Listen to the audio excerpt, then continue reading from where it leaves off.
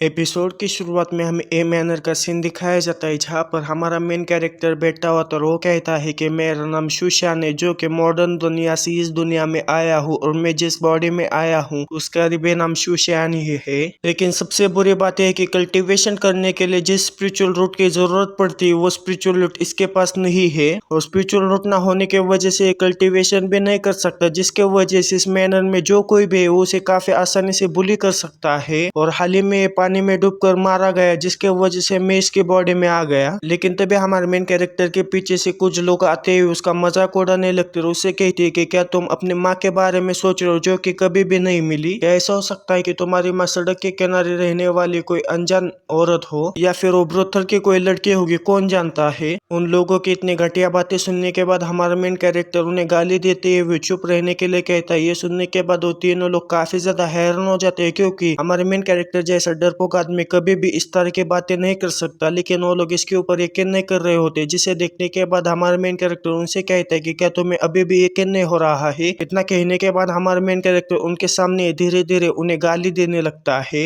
हमारे main character को गाली देता हुआ देखकर वो लोग काफी ज्यादा हैरान भी हो जाते हैं, साथ ही में काफी ज्यादा गुस्सा भी हो जाते हैं। इसलिए वो हमारे मेन कैरेक्टर के गिरेबान को पकड़ते हुए उससे कहते हैं कि आखिर तुम्हारी हिम्मत कैसे हुई हमें गाली देने की। वो लोग हमारे मेन कैरेक्टर को बैठने वाले होते हैं कि तभी पीछे से कोई आते हुए उन्हें रोक लेता है। हमें वहाँ पर एक लड़की को दिखाया जाता है जिसका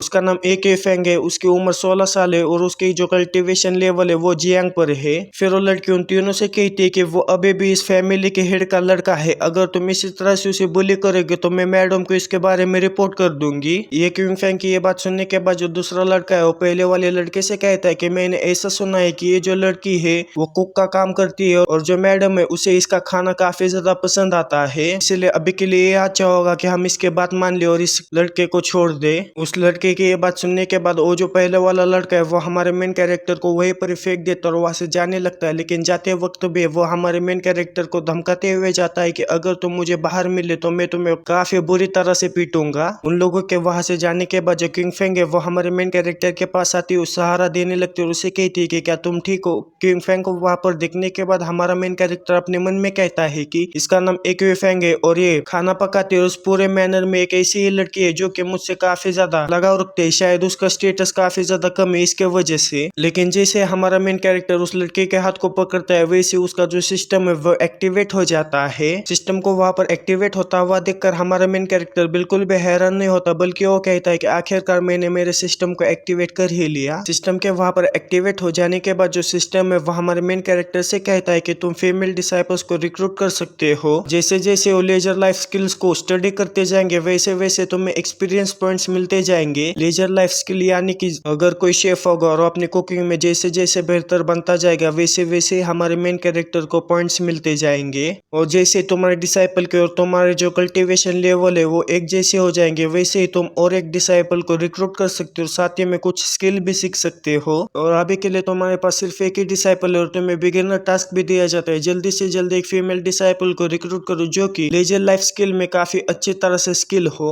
उस सिस्टम को देखने के बाद हमारा मेन कैरेक्टर काफी ज्यादा हैरान हो जाता है और अपने मन में कहता है कि क्या इस तरह के भी एक्टिविटीज करने के बाद मैं लेवल अप कर सकता हूँ। हमारे मेन कैरेक्टर को इस तरह से देखता हुआ देखकर जो किंग फेंग है वो हमारे मेन कैरेक्टर से कहती है कि आखिर तुम वहां पर क्या देख रहे हो, क्या वहां पर कुछ है? किंग फेंग को वहां पर देखने के बाद हमारा मेन कैरेक्टर अपने मन में कहता है कि सिस्टम ने मुझे टास्क दिया है कि मुझे एक फीमेल डिसाइपल को रिक्रूट करना होगा, क्यों ना मैं किंग फेंग को ही रिक्रूट कर लूं। इतना सोचने के बाद जो हमारे मेन कैरेक्टर है वो किंग फेंग से कहता है कि क्या तुम मेरी डिसाइपल बनोगी? ये सुनने के बाद किंग फेंग काफी ज्यादा हैरान हो जाते और वो हमारे मेन कैरेक्टर से कहते हैं कि आखिर तुम क्या कर रहे हो, क्या तुम पागल हो चुके हो? हमारी सिचुएशन के हिसाब से मेरी कल्टीवेशन लेवल तुमसे ज्यादा है, इसका ये मतलब है कि तुम्हें मेरा डिसाइपल बनना चाहिए, ना कि मुझे तुम्हारा। लेकिन अगर मेरे तुम्हारे डिसाइपल बनने के बाद तुम्हें अच्छा लगता है तो मैं तुम्हारे डिसाइपल हूँ। इतना कहने के बाद जो किंग फेंग है वहां से चली जाती है। उसके जाने के साथ ही जो सिस्टम है उसका नोटिफिकेशन आता है कि तुमने सक्सेसफुली एक डिसाइपल को रिक्रूट कर लिया जिसका नाम ए किंग फेंग है और उसके जो लेजर स्किल है वो कुकिंग है, जिसके वजह से तुम्हें रिवॉर्ड में स्पिरिचुअल रूट दिया जाता है। इतना कहने के साथ ही हमारे मेन कैरेक्टर के बॉडी के अंदर उसका जो स्पिरिचुअल रूट है वो एक्टिवेट होने लगता है। स्पिरिचुअल रूट एक्टिवेट हो जाने के बाद जो सिस्टम है फिर से हमारे मेन कैरेक्टर को नोटिफाई करता है कि जो किंग फेंग है वो जल्दी अंडे को उबालना शुरू कर देंगे और जैसे वो अंडे को उबालना शुरू कर देंगे वैसे तुम्हें एक्सपीरियंस पॉइंट्स मिलना शुरू हो जाएंगे। फिर वहां से सीन चेंज होकर हमें कुकिंग एरिया का सीन दिखाया जाता है जहाँ पर हमारी किंग फेंग ने अंडे को काफी अच्छी तरह से उबाल लिया होता है, तभी पीछे से एक औरत आते हुए किंग फेंग से कहती है कि जल्दी से उन अंडे को वहां से लेकर जाओ। ये सुनने के साथ हमारे किंग फेंग उन अंडों को वहां से लेकर जाने लगती है। तभी वहां पर हमें हमारे मेन कैरेक्टर को दिखाया जाता है। किंग फेंग के इतने ज्यादा काम करने की वजह से और उसके स्किल की वजह से हमारे मेन कैरेक्टर को काफी ज्यादा एक्सपीरियंस पॉइंट्स मिल रहे होते हैं, जिसके वजह से हमारे मेन कैरेक्टर काफी ज्यादा खुश होता है। फिर हमें किंग फेंग को दिखाया जाता है जो कि काफी तेजी के साथ और काफी बेहतर तरीके से वहां पर कुकिंग कर रहे होते हैं। उन्हें कुकिंग करता हुआ देखकर पीछे से और दो कुक आते हुए हमारे किंग फेंग के बारे में बातें करने लगते हैं कि किंग फेंग काफी ज्यादा काम करती है, उसे पैसे भी काफी ज्यादा कम मिलते हैं। ये सुनने के बाद दूसरी औरत उससे कहती है कि वो पागल है, उसके बारे में मत सोचो। लेकिन किंग फेंग के इतना ज्यादा काम करने की वजह से जो किंग फेंग की कुकिंग है वो काफी ज्यादा इंप्रूव हो जाती है, जिसके वजह से हमारे मेन कैरेक्टर को काफी सारे एक्सपीरियंस पॉइंट्स भी मिलते हैं। इतने ज्यादा एक्सपीरियंस पॉइंट्स मिलने के बाद जो हमारा मेन कैरेक्टर है वो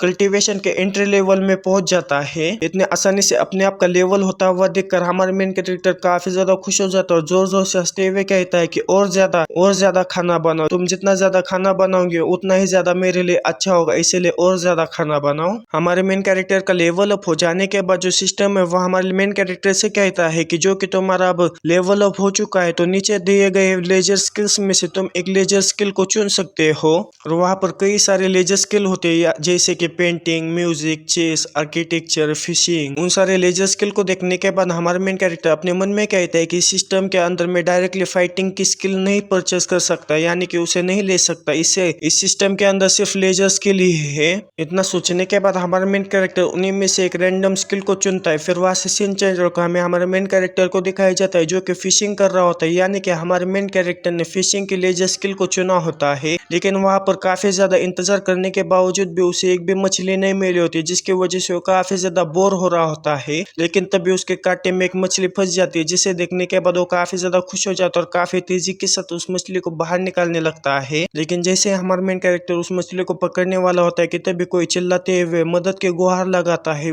जिस वजह से हमारे मेन कैरेक्टर मछली को पकड़ नहीं पाता और वो मछली सीधा आकर हमारे मेन कैरेक्टर के चेहरे के ऊपर लग जाती है। इतने जोर से चिल्लाने की वजह से हमारे मेन कैरेक्टर उस मछली को पकड़ नहीं पाता, जिसके वजह से हमारे मेन कैरेक्टर काफी ज्यादा गुस्सा हो जाता है, कहता है कि आखिर कौन है, आखिर कौन मदद लिए यहाँ पर चिल्ला रहा है। फिर वहां से सीन चेंज होकर में घर का सीन दिखाया जाता है जहाँ पर जो एक किंग फेंग है उसे कोई तो काफी ज्यादा बुरी तरह से पीट रहा होता है, जिसके वजह से उसके सर, नाक, मुंह से खून बाहर निकलने लगता है। फिर जो किंग फेंग है वो जिसने उसे मारा होता है उससे कहती है कि आखिर तुम क्या कर रहे हो। तभी हमें वहां पर उन्हीं बुलिस को दिखाया जाता है जो कि हमारे मेन कैरेक्टर को बुली कर रहे होते हैं। उन्होंने हमारे किंग फेंग को मारा होता है। फिर वो जो बुली होता है वो काफी ज्यादा डरावने तरीके से मुस्कुराते हुए हमारे किंग फेंग से कहता है कि आज दोपहर में तुम्हें दखल देने की वजह से यही सजा मिलेगी, रसोई की कुतिया, और जो कुछ भी तुमने दोपहर में किया था उसे आज रात को तुम्हें पे जरूर करना होगा। इतना कहने के बाद वो हमारे किंग फेंग को पकड़ने के लिए उसकी तरफ बढ़ जाता है, लेकिन तभी हमारा मेन कैरेक्टर काफी तेजी के साथ आते हुए से एक जोरदार लात मारता है, जिसके वजह से वो खिड़की को तोड़ते हुए काफी ज्यादा दूर चला जाता है। हमारे मेन कैरेक्टर को वहां पर देखने के बाद जो दूसरा बुल है वो अपने हाथों में एनर्जी इकट्ठा करते हुए उसे कहता है कि आखिर तुम्हारी हिम्मत कैसे हुई हमारे ऊपर पीछे से हमला करने की। लेकिन हमारा मेन कैरेक्टर उसके ऊपर ध्यान न देते हुए कहता है कि मेरा कल्टीवेशन लेवल बढ़ने के बाद मेरे पैरों में कुछ ज्यादा ही ताकत आ चुकी है। वह सब सोच रहा होता है कि तभी पीछे से दूसरा वाला बुली उसके ऊपर हमला करने के लिए उसके तरफ बढ़ जाता है, लेकिन हमारा मेन कैरेक्टर काफी तेजी के साथ वहां से हट जाता है, जिसे देखने के बाद वो बुली काफी ज्यादा हैरान हो जाता है कि तभी हमारा मेन कैरेक्टर उस बुली के पीछे आ जाता है और कहता है कि साथ ही में मेरी जो स्पीड है वो भी काफी ज्यादा बढ़ चुकी है। हमारे मेन कैरेक्टर को अचानक से अपने पीछे आता हुआ देखकर वो बुली काफी ज्यादा घबरा जाता है और अपने मन में कहता है कि आखिर ये कैसे हो सकता है, वो इतनी तेजी के साथ मेरे पीछे कैसे आ सकता है। लेकिन तभी जो तीसरा वाला बुली है वो पीछे से हमारे मेन कैरेक्टर के ऊपर हमला कर देता है और सामने से वो दूसरा वाला बुली हमारे मेन कैरेक्टर के ऊपर हमला कर देता है। वो दोनों साइड से हमारे मेन कैरेक्टर के ऊपर हमला कर देते हैं और कहते हैं कि हम दोनों ने हमारे दोनों तरफ से तुम्हारे ऊपर हमला कर दिया, अब देखते हैं कि तुम हमारे हमले से कैसे बच जाते हो। लेकिन तभी हमें दिखाया जाता है कि उन दोनों का हमला हमारे मेन कैरेक्टर को लगने से पहले हमारे मेन कैरेक्टर काफी ज्यादा स्मूथली वहां से पीछे हट जाता है। हमारे मेन कैरेक्टर के पीछे हटने की वजह से उन दोनों का हमला एक दूसरे को ही लग जाता है और इसी मौके का फायदा उठाते हुए हमारे मेन कैरेक्टर दूसरे बुली के अंडों के ऊपर हमला करते हुए उसके अंडों का आमलेट बना देता है।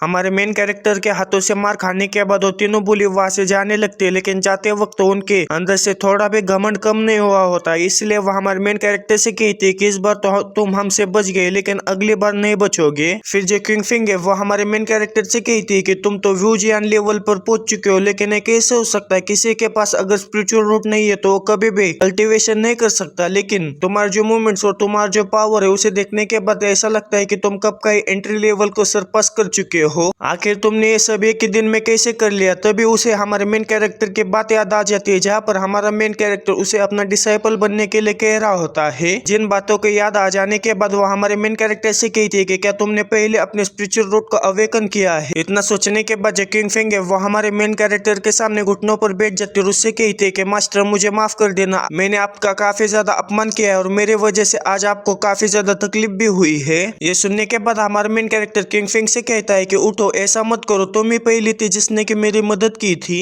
फिर हम किंग फिंग और हमारे मेन कैरेक्टर को दिखाया जाता है जो कि बातें करते हुए जा रहे होते और जाते वक्त हमारा मेन कैरेक्टर किंग फिंग से कहता है कि तुम्हें कह रहे हो कि अगर जन्म लेते हमारे पास स्पिरिचुअल रूट नहीं होगा तो हम अपनी जिंदगी में कभी भी स्पिरिचुअल रूट को अवेकन नहीं कर सकते। ये सुनने के बाद किंग फिंग हमारे मेन कैरेक्टर से कहते हैं कि लॉन्गियन नेशन की हिस्ट्री में ऐसा ही होता है, लेकिन मास्टर आज आपने उस रूल को पूरी तरह से डिस्ट्रॉय कर दिया है। अगर मेनर को यह पता चल गया कि 20 साल के कचरे ने अपने स्पिरिचुअल रूट को फिर से अवेकन किया है तो उनका जो एटीट्यूड है आपकी तरफ वो पूरी तरह से बदल जाएगा। किंग फिंग की यह बात सुनने के बाद हमारा मेन कैरेक्टर पूरा सदमे में जाते हुए उससे कहता है कि हाँ शायद ऐसा ही होगा। फिर हमें उन दोनों को ए मैनर के पास दिखाया जाता है। जैसे वो दोनों ए मैनर के अंदर घुसते हैं वैसे स्टीव जेंग हमारे किंग फिंग के कानों को खींचते हुए उसे कहता है कि क्या तुम्हें अब दर्द का पता चला और परेशानी पैदा करने से पहले तुमने इस बारे में क्यों नहीं सोचा? सिर्फ इसलिए कि मैडम ने आपके खाना पकाने की तारीफ की, इसका मतलब ये नहीं है कि मैं स्टीवर्ड आपको डिसिप्लिन नहीं सिखा सकता। आखिर तुमने सेकंड यंग मास्टर के सर्वेंट्स के साथ क्या किया है जरा देखो। वो ये सब कह रहा होता है कि तभी हमारा मेन कैरेक्टर स्टीव जेंग के हाथ को पकड़ते हुए उसे काफी ज्यादा जोर से दबाने लगता है, जिसके वजह से स्टीव जेंग को काफी ज्यादा तकलीफ होने लगती है। तभी हमारा जो मेन कैरेक्टर है काफी ज्यादा गुस्से में स्टीव जेंग से कहता है कि आखिर तुम्हारी हिम्मत कैसी हुई मेरे डिसाइपल के साथ इस तरह से बातचीत करने की और उसे बुली करने की? हमारा मेन कैरेक्टर स्टीव जेंग से ये सब कह रहा होता है कि तभी वहां पर ये मैनर के जो सेकंड मैडम है लुइसी वो वहां पर पहुंच जाते हैं और हमारे मेन कैरेक्टर से कहते हैं कि तुम बाहर काफी ज्यादा उद्यम मचा रहे हो और अब जब तुम वापस आओगे तो तुम स्टीव जेंग को मारने की हिम्मत करोगे।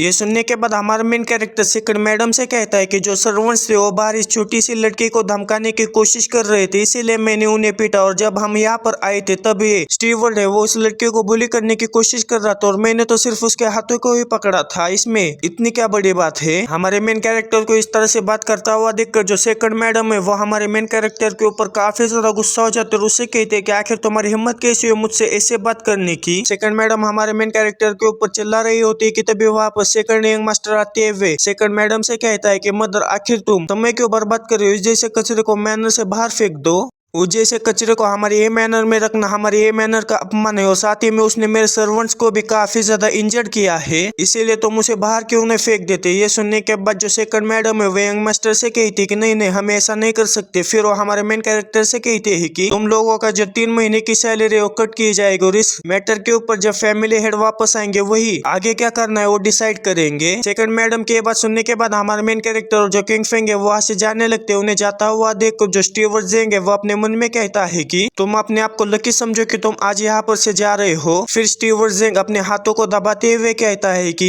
ये काफी ज्यादा दर्द कर रहा है, ये कमजोर सा आदमी जो कि हस्त मैथुन भी नहीं कर सकता था वो कब से इतना ज्यादा स्ट्रांग हो गया। फिर हमें सेकंड मैडम के रेसिडेंस का सीन दिखाया जाता है जहाँ पर जो सेकंड यंग मास्टर है वो मैडम से कहता है कि आखिर हम उसे इस तरह से कैसे जाने दे सकते हैं? जब हमें मौका मिल गया था तब हमें उसे दबोच लेना चाहिए था। और स्पेशली जो मेरे सर्वेंट्स है उन्होंने मुझे बताया कि उसके जो फाइटिंग स्टाइल है वो काफी ज्यादा अच्छी बन चुकी है। क्या ऐसा हो सकता है कि उसने अपने स्पिरिचुअल रूट्स को अवेकन किया हो? अगर सच में उसने अपने स्पिरिचुअल रूट्स को अवेकन किया है और उसके बारे में फैमिली हेड को पता चल गया तो जो मैनर में पावर के डायनामिक है वो पूरी तरह से चेंज हो जाएगी। ये सुनने के बाद सेकंड मैडम उससे कहती है कि तुम चिंता मत करो, वो अचानक से अपने स्पिरिचुअल रूट को कभी भी अवेकन नहीं कर सकता। शायद उसने चुपचाप से कुछ बॉडी रिफाइनिंग टेक्निक्स को सीख लिया होगा और उसे कुछ ऐसे सर्वेंट्स मिले जिनका कि उसके ऊपर ध्यान नहीं था, इसके वजह से से ही वो उन सर्वर्स को मार पाया है। और पिछली बार हमने उसे पानी में डुबाकर मारने की कोशिश की थी, लेकिन वो बाल बाल बच गया। और आज से मैं उसके ऊपर किसी को ध्यान रखने के लिए भेज दूंगी कि आखिर देखते हैं कि आखिर वो किस तरह के ट्रिक्स का इस्तेमाल कर रहा है। और अभी भी हम डायरेक्टली उसे मैनर से बाहर नहीं निकाल सकते, लेकिन अगर मैनर के बाहर उसके साथ कुछ हो जाता है तो हम उसे काफी अच्छी तरह से एक्सीडेंट में बदल सकते हैं। फिर हमें अगले दिन कुकिंग एरिया का सीन दिखाया जाता है, जहाँ पर कुछ सर्वेंट्स बाहर खड़े होते हैं, जिन्हें बाहर खड़ा हुआ देखकर जो तीसरा सर्वेंट है उनके पास आते हैं, उनसे कहता है कि आखिर तुम यहाँ पर खड़े होकर क्या देख रहे हो। ये सुनने के बाद जो पहले वाले सर्वेंट्स है उस सर्वेंट से कहते हैं कि वो जो छोटी सी लड़की है उसने कहा था कि जो मैनर है उसके अंदर जितने भी लोग हैं उनका खाने का इंतजाम वो खुद अकेली करेगी। फिर हमें अंदर की तरफ किंग फेंग को दिखाया जाता है, जो कि काफी तेजी के साथ अपने शार्प ब्लेड का इस्तेमाल करते हुए वहाँ पर रखे हुए मछली और जितने भी वेजिटेबल्स है उन्हें काफी तेजी के साथ काटने लगती है। उसे तेजी के साथ काम करता हुआ देखकर, अपने ब्लेड को इतने अच्छी तरह से हैंडल करता हुआ देखकर जो सर्वेंट्स बाहर से उसे देख रहे होते हैं उनके गोटे मुंह में आ जाते और कहते हैं कि सच में उसकी जो कुकिंग स्किल है वो सच में काफी ज्यादा अच्छी है। और किंग फेंग जो कुछ भी कर रहे होते हैं उसका एक्सपीरियंस हमारे मेन कैरेक्टर को मिल रहा होता है। उसके इतने ज्यादा एफर्ट्स डालने की वजह से हमारे मेन कैरेक्टर का फिर से लेवल अप हो जाता है और वो जियांग लेवल पर पहुंच जाता है। इतना ज्यादा मेजर लेवल अप करने की वजह से हमारे मेन कैरेक्टर को एक स्किल मिलती है। अगर वो किसी एट्रीब्यूट या फिर किसी स्किल को खा लेता है तो वो उस स्किल को पचा भी लेगा और काफी ज्यादा आसानी से सीख भी लेगा। उस नोटिफिकेशन को देखने के बाद हमारा मेन कैरेक्टर कहता है कि क्या सच में मैंने अभी अभी लेटे लेटे अपना ब्रेक थ्रू कर लिया है। सच में काफी ज्यादा इम्प्रेसिव है, लेकिन इससे भी ज्यादा इम्प्रेसिव इसकी स्किल है। इसका नाम आयरन स्टमच है। इस टेक्निक का इस्तेमाल करते हुए मैं एट्रीब्यूट्स और जो स्किल्स होते हैं उन्हें काफी अच्छी तरह से डाइजेस्ट कर सकता हूँ। अगर सिंपली भाषा में मैं एक कहूँ, अगर हमारा मेन कैरेक्टर किसी स्किल के बुक को खा लेता है तो उस स्किल के बुक के ऊपर जो स्किल लिखी होती है उस स्किल को हमारा मेन कैरेक्टर काफी आसानी से सीख लेगा। और ऐसा भी एट्रीब्यूट के साथ भी है, अगर हमारा मेन कैरेक्टर किसी एट्रीब्यूट को खा लेता है तो वो हमारा मेन कैरेक्टर एट्रीब्यूट काफी आसानी से सीख लेगा। फिर हमें हमारे मेन कैरेक्टर को दिखाया जाता है जो कि उस टेक्निक का इस्तेमाल करने के लिए बुक स्टोर के बाहर पहुंच जाता है। बुक स्टोर के अंदर आ जाने के बाद जो बुक स्टोर का मालिक है वो सीधा हमारे मेन कैरेक्टर के पास पहुंच जाता है और उसे ग्रीट करते हुए उसे कहते हैं कि यंग मास्टर आखिर आप यहाँ पर क्या कर रहे हैं। ये सुनने के बाद हमारा मेन कैरेक्टर उसे कहता है कि तुम्हारे बुक स्टोर के अंदर जो सबसे ज्यादा पावरफुल टेक्निक है वो मुझे चाहिए। ये सुनने के बाद वो बुक स्टोर वाला आदमी काफी ज्यादा हैरान हो जाता है और अपने मन में कहता है कि इस कमीने के पास कल्टिवेशन करने का कोई भी टैलेंट नहीं है, ना ही ये कल्टिवेशन कर सकता है, तो फिर आखिर मेरे बुक स्टोर में टेक्निक मांगने के लिए क्यों आया है।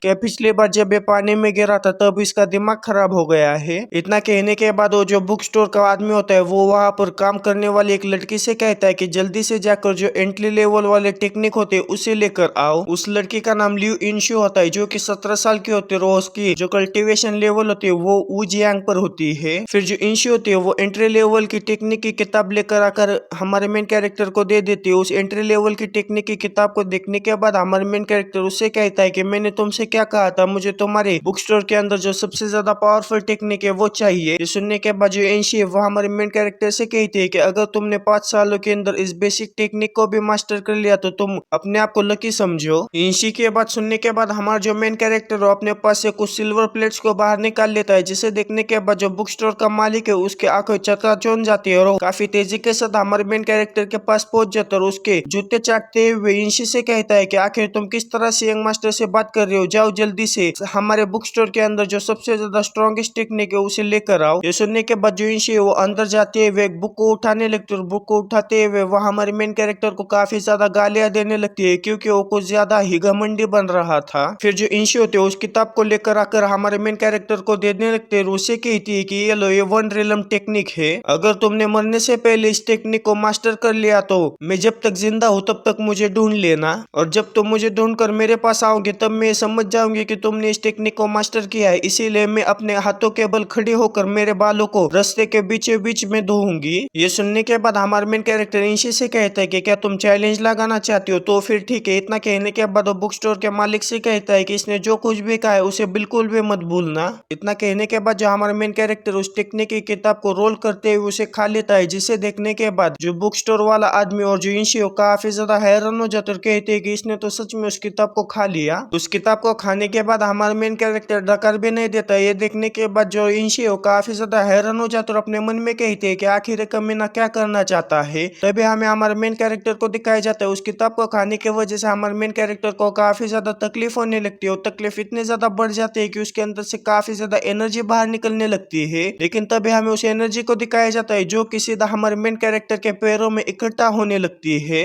वो एनर्जी हमारे मेन कैरेक्टर के पैरों में जैसे ही इकट्ठा हो जाती है वैसे हमारे मेन कैरेक्टर की जो स्पीड है वो काफी ज्यादा बढ़ जाती है, जिसके वजह से हमारे मेन कैरेक्टर पूरे शहर का चक्कर लगाते हुए वापस से उस बुक स्टोर में आ जाता है। हमारे मेन कैरेक्टर को इतने आसानी से उस टेक्निक को सीखता हुआ देखकर जो बुक स्टोर का मालिक है वो काफी ज्यादा हैरान हो जाता है और कहता है कि मैं इसके ऊपर विश्वास नहीं कर सकता। एक इंसान जिसके के पास स्पिरिचुअल रूट नहीं, उसने वन रिलम टेक्निक को मास्टर कर लिया है। अगर उस टेक्निक को तुम्हें मास्टर करना है तो तुम्हारी जो फिजिकल बॉडी है काफी ज्यादा अच्छी होनी चाहिए और साथ ही में तुम्हारे अंदर काफी ज्यादा क्यूआई भी होना चाहिए। लेकिन इस बात पर यकीन करना मेरे एंसेस्टर के कब्र से उठने से भी ज्यादा मुश्किल है। फिर जो इंशी है वो हमारे मेन कैरेक्टर से कहती है कि मैं हार मानती हूँ। फिर हमें इंशी को दिखाया जाता है जो कि रास्ते के बीचों बीच में अपने बालों को धो रहे होते हैं। इंशी को ये सब करता हुआ देखकर वहाँ पर आसपास काफी सारे लोग इकट्ठा हो जाते हैं और वो लोग आपस में बातें करने लगती है। उनमें से एक आदमी कहता है कि आखिर यहाँ पर ये सब क्या हो रहा है, तो दूसरा आदमी कहता है कि मैंने सुना है कि वो एक बेट को हार गई है। ये सुनने के बाद जो पहला वाला आदमी उससे कहता है कि आखिर किस तरह की बेट। ये सुनने के बाद जो दूसरा वाला आदमी उससे कहता है कि उसने ये बेट लगाई थी कि एक पर्सन है जिसके पास किसी भी तरह का स्पिरिचुअल रूट नहीं है, अगर उसने वन रिलम टेक्निक को सीख लिया तो मैं अपने बालों को रस्तों के बीचों बीच में धोऊंगी। ये सुनने के बाद दूसरा वाला आदमी उसे कहता है कि इन रस्तों के बीच में बालों को धो रहे, इसका ये मतलब है कि उसने उस वन रिलम टेक्निक को सीख लिया है।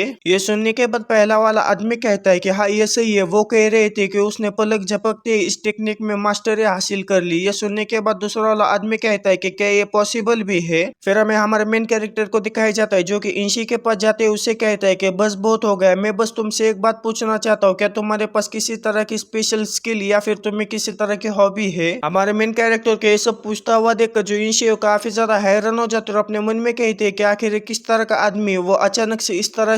तरह की चीजें कैसे पूछ सकता है। फिर जो इंशी है वो हमारे मेन कैरेक्टर से कहती है कि मैं कोई मार्शल आर्टिस्ट नहीं हूँ लेकिन मुझे लिखना और पेंटिंग करना काफी ज्यादा पसंद है। ये सुनने के बाद हमारा मेन कैरेक्टर इंशी से कहता है कि तो फिर ठीक है, अगर तुम मेरे डिसाइपल बन जाती हो तो आज जो मैंने तुम्हारे साथ शर्त लगाई थी वो मैं भूल जाऊंगा। ये सुनने के बाद इंशी हमारे मेन कैरेक्टर के डिसाइपल बनने के लिए मान जाती है और उससे कहती है कि क्या तुम मुझे अब मार्शल आर्ट सिखाओगे। ये सुनने के बाद हमारा मेन कैरेक्टर वहां से जाते हुए इंशी से कहता है कि नहीं नहीं, बस तुम अपने लिखने और पेंटिंग के ऊपर ध्यान दो। ये सुनने के बाद जो इंशी है वो कहती है कि कितना ज्यादा अजीब मास्टर है। फिर हमें हमारे मेन कैरेक्टर को दिखाया जाता है जो कि जंगल से चलते हुए जा रहा होता है कि तभी उसे सिस्टम का नोटिफिकेशन आता है कि तुमने फिर से एक डिसाइपल को रिक्रूट किया है जिसका के नाम इंशी और वो कल्टीवेशन के ऊंची लेवल पर है। उस नोटिफिकेशन को देखने के बाद हमारा मेन कैरेक्टर अपने पास से और ज्यादा स्किल्स की बुक को बाहर निकाल लेता है और उनकी तरफ देखते हुए कहता है कि मैंने पहले कई सारी किताबों को पढ़ लिया है लेकिन मेरे जो आइंस्टम स्किल का कूल डाउन है वो कुछ ज्यादा ही है, अगर उसका कूल डाउन छोटा होता तो कितना ज्यादा अच्छा होता। इतना कहने के बाद हमारा मेन कैरेक्टर उतने सारे स्किल्स में से एक स्किल बुक को बाहर निकाल कर उसे खा लेता है। जैसे हमारा मेन कैरेक्टर स्किल बुक को खा लेता है वैसे हमारे मेन कैरेक्टर के पीछे से एक व्हाइट टाइगर काफी तेजी के साथ आते हुए हमारे मेन कैरेक्टर के ऊपर हमला कर देता है। वो हमला इतना ज्यादा पावरफुल होता है कि आसपास काफी बड़ा धमाका होता है और दूर कहीं पर हमें सेकंड यंग मास्टर को दिखाया जाता है जिसके के साथ एक आदमी होता है। फिर वो जो आदमी है वो हमारे सेकंड यंग मास्टर से कहता है कि क्या सच में वो इतना ज्यादा कमजोर है कि उस व्हाइट टाइगर के एक हमले के साथ वो मारा गया,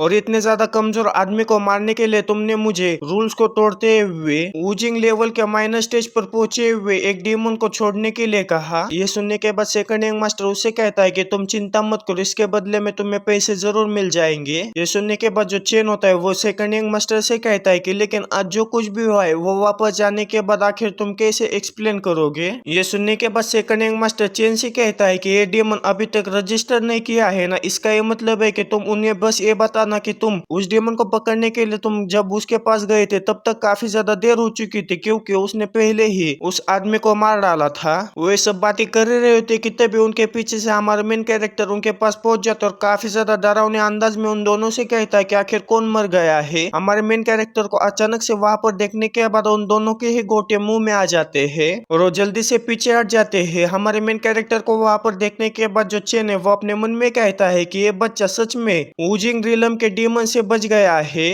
वो बस उस डीमन से बचा ही नहीं बल्कि वो इतना ज्यादा चुपचाप से मेरे पीछे आकर खड़ा हो गया जिसे कि मैं वन रिलम पर होते हुए भी सेंस नहीं कर पाया। फिर जो चेन है वो सेकंड यंग मास्टर से कहता है कि क्या तुम्हें सच में ऐसा लगता है कि इस आदमी के पास किसी भी तरह का स्पिरिचुअल रूप नहीं है। फिर हमारा main character second young master से कहता है कि पिछली बार किसी ने मुझे डुबा कर मारने की कोशिश की थी, उसमें तुम भी शामिल थे ना, तुम मुझे बार बार मारने की कोशिश कर रहे हो, क्या तुम मरना चाहते हो। हमारे मेन कैरेक्टर की बात सुनने के बाद जो सेकंड यंग मास्टर हो काफी ज्यादा डर जाता है। फिर वो चेन के ऊपर चिल्लाते हुए उससे कहता है कि आखिर तुम्हारे डेमन को क्या हुआ है, वो अभी तक इसके ऊपर हमला क्यों नहीं कर रहा है। ये सुनने के बाद जब चेन हमारे यंग मास्टर को उस डेमन को दिखाता है तो यंग मास्टर काफी ज्यादा हैरान हो जाते हैं क्योंकि हमारे मेन कैरेक्टर ने पहले उस डेमन के सर को उसके धड़ से अलग कर दिया होता है। लेकिन तभी हमें चेन को दिखाया जाता है जो कि काफी तेजी के साथ हमारे मेन कैरेक्टर के ऊपर हमला करते हुए उसे कहता है कि लगता है कि मुझे पर्सनली तुम्हारे साथ डील करनी होगी। इतना कहने के बाद वो हमारे मेन कैरेक्टर के ऊपर हमला कर देता है, लेकिन हमारा मेन कैरेक्टर काफी आसानी से उसके हमले से बच जाता है और उसे कहता है कि अच्छा तो तुम वन रिलम में हो, अगर मैं तुम्हें हरा देता हूँ तो मुझे काफी सारा एक्सपीरियंस मिलेगा। ये सुनने के बाद चेन मुस्कुराते हुए हमारे मेन कैरेक्टर से कहता है कि तुमने अभी अभी अपने स्पिरिचुअल रूप को अवेकन किया और तुम अभी से ही घमंडी बन रहे हो और मेरे लेवल तक पहुंचने के लिए तुम्हें डिकेड्स तक ट्रेनिंग करनी पड़ेगी, लेकिन तुम्हें डिकेड्स तक ट्रेनिंग करने का चांस नहीं मिलेगा। इतना कहने के बाद जो चेंग होता है वो अपनी 10 फिस्ट फर्स्ट टेक्निक का इस्तेमाल करते हुए हमारे मेन कैरेक्टर के ऊपर हमला कर देता है, लेकिन हमारे एमसी काफी आसानी से चेन के हमले को ब्लॉक करते हुए उसके ऊपर अपने कोहनी से हमला करते हुए उसे पीछे झटका देता है और काफी तेजी के साथ चेन के मुंह के ऊपर एक जोरदार मुक्का मारता है। चेन उस मुक्के से संभला ही होता है कि तभी हमारा मेन कैरेक्टर फिर से चेन के ऊपर एक जोरदार मुक्का मारता है। वो मुक्का इतना ज्यादा पावरफुल होता है कि उस मुक्के के वजह से हमारा जो चेन होता है वो खिसकते हुए पीछे चला जाता है। हमारे मेन कैरेक्टर को बेसिक मार्शल आर्ट स्किल को इतनी अच्छी तरह से यूज करता हुआ देखकर जो चेन है वो काफी ज्यादा हैरान हो जाता है और साथ ही में वो सेकंड मास्टर को गाली देते हुए कहता है कि उसने मुझे इसके अवेकनिंग के बारे में झूठ बोला। इस तरह की स्किल के प्रैक्टिस करने के लिए कई सालों का समय गुजर जाता है, ना कि कुछ दिनों का। और चेन को भी इतनी आसानी से पिटता देखकर हमारा मेन कैरेक्टर कहता है कि ऐसा लगता है कि आज जो मैंने किताबें खाई थी वो सच में काफी ज्यादा यूजफुल थी। जो मार्शल आर्ट के मूव से वो अपने आप ही फाइट के दौरान बाहर उभर कर आ रही है। और हमें चेन को दिखाया जाता है हमारे मेन कैरेक्टर के हाथों से इतना मार खाने के बाद उसे ये पता चल जाता है कि वह हमारे मेन कैरेक्टर को नहीं हरा सकता, इसलिए अपनी लाइटनिंग टेक्निक का इस्तेमाल करते हुए काफी तेजी के साथ वहां से भागने लगता है और कुछ ही समय के अंदर वो इतना दूर भाग जाता है कि उसे अब ये लगने लगता है कि अगर हमारे मेन कैरेक्टर की स्पीड कितनी भी ज्यादा तेज हो तब भी वो मुझे पकड़ नहीं पाएगा। लेकिन उसकी एक गलतफहमी ज्यादा देर तक नहीं टिकती क्योंकि हमारा मेन कैरेक्टर उससे भी ज्यादा तेज होता है, इसीलिए वो काफी तेजी के साथ हमारे चेन के पास पहुंच जाता है और उससे कहता है कि आखिर तुम कहाँ भागने की कोशिश कर रहे हो। हमारे मेन कैरेक्टर की इतनी ज्यादा स्पीड देखने के बाद चेन के गोटे मुंह में आ जाते हैं,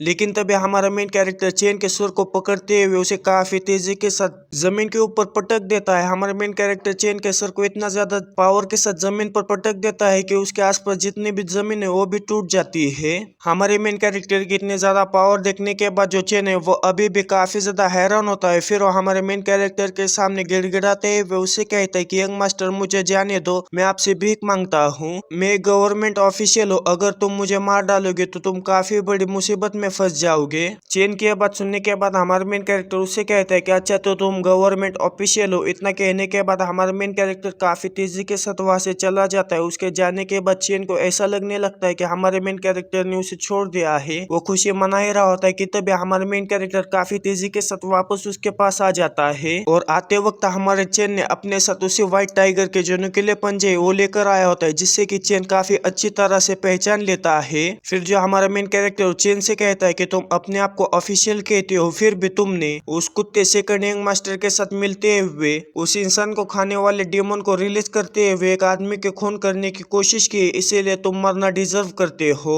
और इसके अलावा जो तुमने और जो सेकंड यंग मास्टर ने प्लानिंग बनाई थी उसी प्लानिंग के हिसाब से मैं चलूंगा, लेकिन इस बार मरने वाला मैं नहीं, मरने वाले तुम होगे और रास्ते से गुजरने वाला मैं होऊंगा जिसने कि उस डेमन को मार डाला, लेकिन मेरे आने से पहले उस डेमन ने तुम्हें मार डाला था। हमारे मेन कैरेक्टर की ये बात सुनने के बाद जो चेन है वह हमारे मेन कैरेक्टर को काफी ज्यादा रोकने की कोशिश करता है, लेकिन वो उसमें कामयाब नहीं हो पाता और इसी के साथ हमारा मेन कैरेक्टर उस चेन का काम वहीं पर तमाम कर देता है। फिर वहां से सीन चेंज होकर हमें ए मैनर का सीन दिखाया जाता है, जहाँ पर सेकंड यंग मास्टर वहां पर जो कुछ भी हुआ है वो सेकंड मैडम को सब कुछ बता रहा होता है कि तभी वहां पर से हमारा मेन कैरेक्टर गुजर रहा होता है, जिसके के ऊपर सेकंड यंग मास्टर की नजर पड़ जाती है। लेकिन हमारा मेन कैरेक्टर काफी ज्यादा डरावने तरीके से सेकंड यंग मास्टर की तरफ देखने लगता है। हमारे मेन कैरेक्टर को अपनी तरफ इस तरह से देखता हुआ देखकर जो सेकंड यंग मास्टर वो काफी ज्यादा डर जाता है। फिर जो सेकंड मैडम होती है वो यंग मास्टर से कहती है कि अगर तुमने अपनी पूरी जिंदगी अय्याशी करने में ना गुजारी होती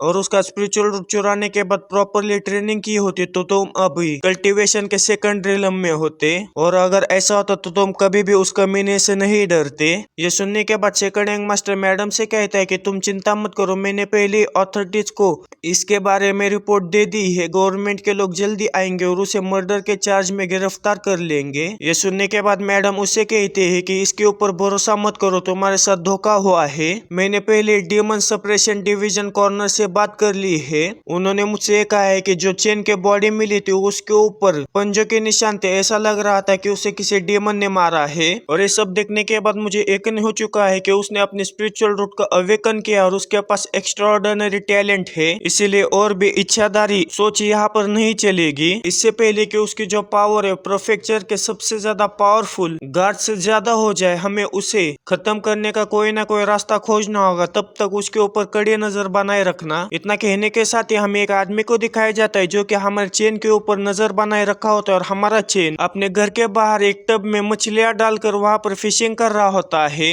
क्योंकि हमारे चेन को फिशिंग करने के बाद एक्सपीरियंस पॉइंट्स मिलेंगे और हमारा चेन कुछ ज्यादा ही आलसी होता है और उसे बाहर जाकर नदी में से मछली पकड़ना काफी ज्यादा बोर लग रहा होता है, इसीलिए वो घर के अंदर ही बाजार से मछलियां खरीद कर लेकर आता है और टब में डालते हुए उसके फिशिंग करता है, जिसके वजह से उसे काफी ज्यादा एक्सपीरियंस पॉइंट्स भी मिलते हैं और वो लगातार कई दिनों तक ऐसा ही करता है। इसीलिए जो मैडम ने उसके ऊपर नजर बनाए रखने के लिए जिस आदमी को भेजा होता है वो भी इसी तरह की सारी बातें उस मैडम को बताता है। उन सारी बातों को सुनने के बाद जो मैडम है वो काफी ज्यादा गुस्सा हो जाती है और वो काफी गुस्से में अपने दांतों को पीसते हुए कहती है कि आखिर वो कमीना करना क्या चाहता है, मुझे माफ कर देना। वो आदमी सेकंड मैडम के पास नहीं बल्कि सेकंड यंग मास्टर के पास जाकर उसे ये सारी बातें बता रहा होता है और सेकंड यंग मास्टर आगे कहता है कि जब मैं किसी भी तरह की ट्रेनिंग नहीं करता तब मेरी जो प्रोग्रेस है वो बिल्कुल ही रुक जाती है, लेकिन जब वो ट्रेनिंग नहीं करता तो फिर उसके आखिर प्रोग्रेस इतनी ज्यादा तेजी के साथ कैसे बढ़ रही है, वो जरूर कुछ गड़बड़ कर रहा है, मैं पता लगा लूंगा। फिर हमें हमारे मेन कैरेक्टर को दिखाया जाता है जिसके के पास सिस्टम का नोटिफिकेशन आता है कि तुम्हारा जो फिशिंग स्किल है वो अप्रेंटिस लेवल पर लेवल अप हो चुकी है, अब तुम स्पेशल एट्रीब्यूट्स के कुछ मछलियों को पकड़ सकते हो,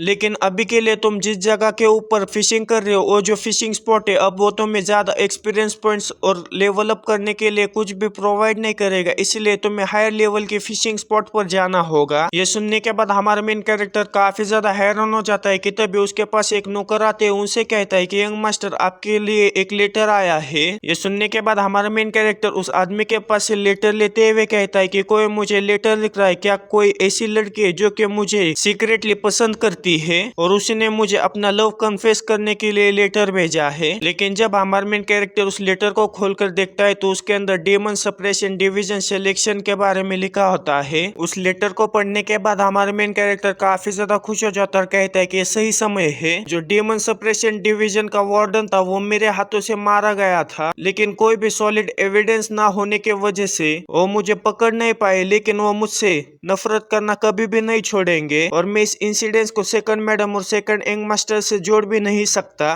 लेकिन इस तरह का फ्री एक्सपीरियंस पॉइंट्स कमाने का मौका मेरे दरवाजे पर चलकर आया है, तो आखिर मैं इसे मना कैसे कर सकता हूँ।